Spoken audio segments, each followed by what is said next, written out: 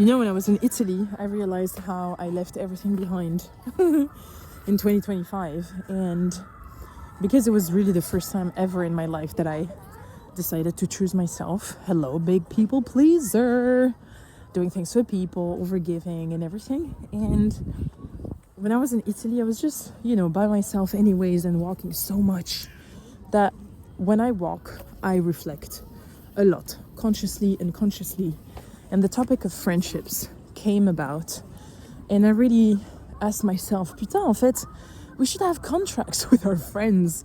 The same way we have yearly commitment to the gym or yearly commitment to a phone bill. And we should have that with our friends, written, stated, whereby we both agree to something. And then we stay committed to it. Putain, plein de moucherons, les frères, j'aime pas les moucherons. They come into your mouth. Berk. Anyways. And I thought of this because 2025 slapped me left, right, and center on so many different levels. And friendships came to me because I was like, I want to be a better friend, or like I want to be a different friend. I think I've always been the friend who was showing availability 24/7, always, all fucking ways. You need me, I'm here. You just send a message and tell me that you're not okay. I'm gonna be the person who's gonna call you. Right on. You tell me, hey, can we talk? I'll just pick up the phone and call. Even in the middle of doing something, I'll just be here, And so it's great, but it's also taxing in terms of energy. And after what happened in 2025, I'm not going to go into the details, but from my point of view, I was really just super disappointed by... Je vais m'asseoir, les enfants, parce que it's a hill. And I have a giant flower bouquet for my mom. Et grandma is tired. She only slept 5 hours. And I don't want to keep on eating those tiny bugs. Donc voilà. And so, friendships. I realized that I felt a lot of a lot of disappointment. Sometimes anger as well, especially towards some of my closest friends. And obviously 2025 was shit after shit after shit. And me being me, I hold my responsibility in there because as I might have said in one of the episodes, I am someone who really just is good at seeing the good in everything. Even in the really shitty situation, I'll always find the positive, to have an optimistic side. And it's never about being like doing this toxic positivity or anything, but it's just I cannot do any different. Otherwise I cannot be depressive. Like it is a phase, or this too shall pass. It is meant to be there for a reason that I still ignore, but this too shall pass. God decided. If I start saying something negative about the situation, then it means that I'm just questioning God's words, and God's actions and God's decisions, which are impossible for me. So I am good at doing that. But the thing remains that some people really don't show up, especially in the bad shit. You know that famous sentence that everybody says, yeah, you can count on me. I'm always going to be there for you. What else was there? Yeah, call me if you need anything, but when you call, the person is not really here. So, I really, 2025 really made me realize that actions, again, speak louder than words. And in that sense, I started also, of course, looking for my own responsibility. And my own responsibility always lied in the fact that I'm always seeing the positive everywhere, that people just don't ever assume that it's really batshit crazy what happened in 2025. I personally minimized it, and I only realized what really happened in December 2025. And anyways, being in Italy made me, again, think about friendships and how I wanted to show up differently in my friendships, because I show up for people 100%, but I don't even show up for myself. So I don't have a final answer yet, but I know that whenever someone says, hey, I want to call, hey, let's just call, I'm like, attends, calmate.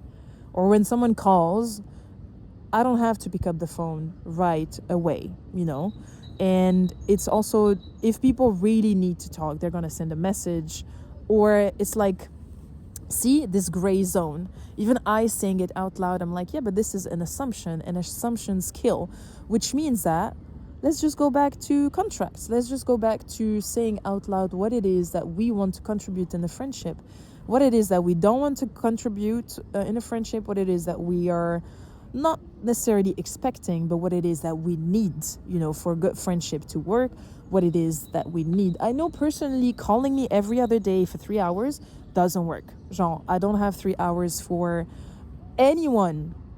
I don't have 3 hours for anyone. Being on the phone like this, I get bored. After, honestly, 45 minutes, I lose complete focus, I lose complete energy. C'est pas possible. It was like this when I was studying, and I think scientifically speaking, the brain cannot hold more than 45 minutes without a break. So I prefer quality over quantity. So if we have a good, 45 minutes or a good 30 minutes, fine. If not, then we just call some other day.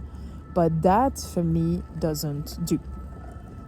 And so that's why I was really thinking about, like, this contract, something that is written, The same, but this time around is a contract that you read. Because when you just sign for a contract, let's say for a phone bill or whatever, sometimes we don't really read. I personally don't read because there are too many articles and too many asterisks. And I'm like, okay, let's just read the most important asterisks where I can find a loophole if these bitches try to con me or scam me.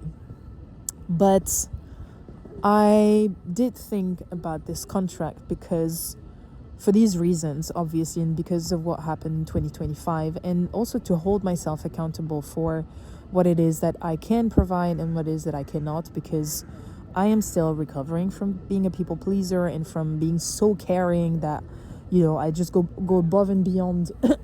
And it's really not a place that I want to go to moving forward, because there needs to be some reciprocity.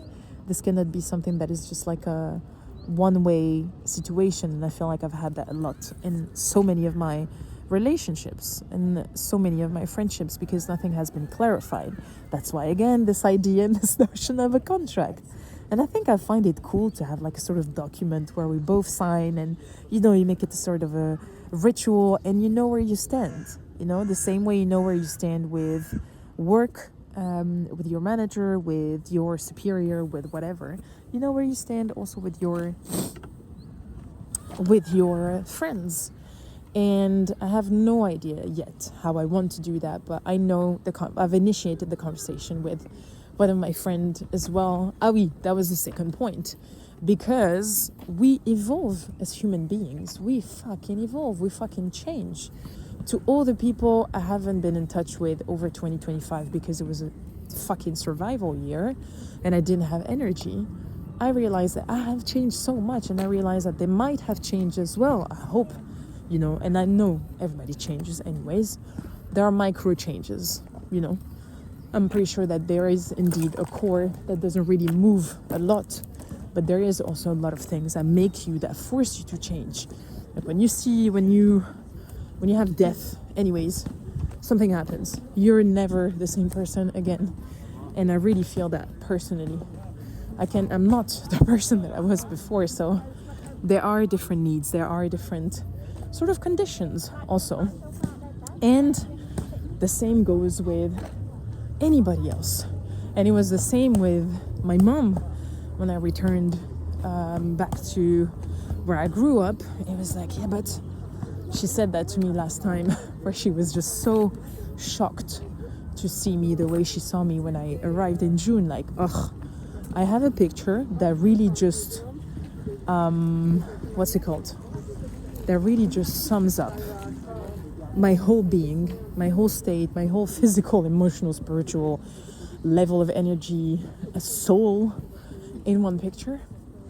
You're gonna understand what I mean. And she just saw me and she was like, I couldn't believe who you were. I was so scared. I was so afraid. And you just reflected the person that I was 3 years ago when she had her own burnout. And in my head, I was like, putain, if even my mom back then, in July, it was actually July, But back then I was like, fuck, if even my mom rejects me, like, what the fuck, you know? And then obviously things changed. We started talking and we started speaking. And actually, when I was in Ghana in November, we had a long ass conversation over the phone. And this is where the idea of the contract came about. I was like, Mom, I think we should just write some sort of like rules, or not rules, but guidelines, you know, where you know what to stick to. I know what to stick to, as like, okay, this is where we don't cross the line. This is where we get involved. You know what I mean? And you know where you stand. And actually, we never wrote that contract or that piece of paper, because we kept on talking about it. And every time something happens, there's always this little thing of like, hey, you see, I didn't go above and beyond here. I just asked, or I didn't go into the kitchen, or for her, she didn't force any conversation or asked weird questions or anything. So there's that thing also maybe of practice. So of course there's this document as like a symbolic thing that you can do, but it's also, I think, beyond, now that I say this out loud, beyond the contract, beyond the symbolic of like writing something, is just really investing the time and the energy into nourishing or creating something with your friend, you know. And I had that conversation also with another friend of mine with whom I've lost touch last year, because what happened anyways, and we just decided to have a long ass conversation about it, just like, you know, a meetup, and be like, hey, let's just talk, not in let's just kill each other and like whatever, but just more like, where are you, where is your heart at the moment, what is your level of energy, what is it that you want to give, what is it that you don't want to give anymore, you know, and taking each other into consideration, because I truly believe that there are two entities, you, the other person, and there is the relationship. And the relationship, there shouldn't be only one person holding it, but the two people holding it as well, you know. So it's really like, it is effort. And I'm not saying this as like, oh putain, it's effort, oh my god, stairs, but it is effort. And it's also seeing where you want to put that effort, because who says effort says energy.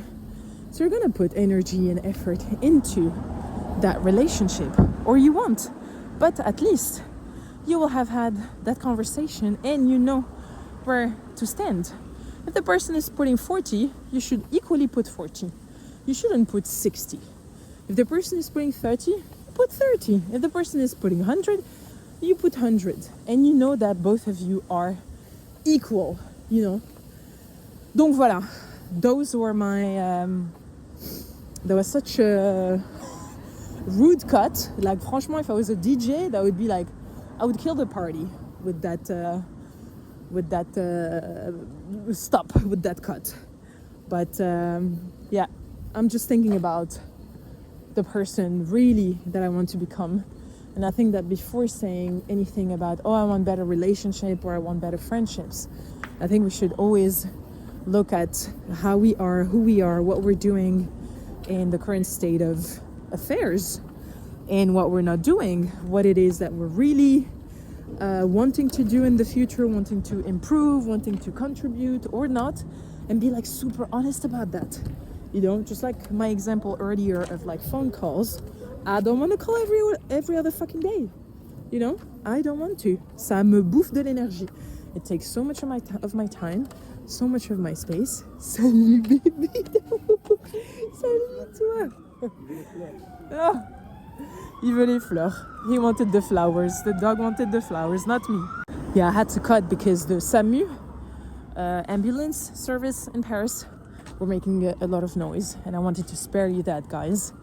But anyways, thinking about that is just food for thought, and honesty feels really good, because I think the more you're honest with yourself, the more honest you're going to be with other people, and then people will also know where you stand. And if people think that you're an asshole for not wanting to call every day or every other day for 2 hours, then be it, you know, but at least you don't betray yourself. And I think this is the most important thing of all in this lifetime.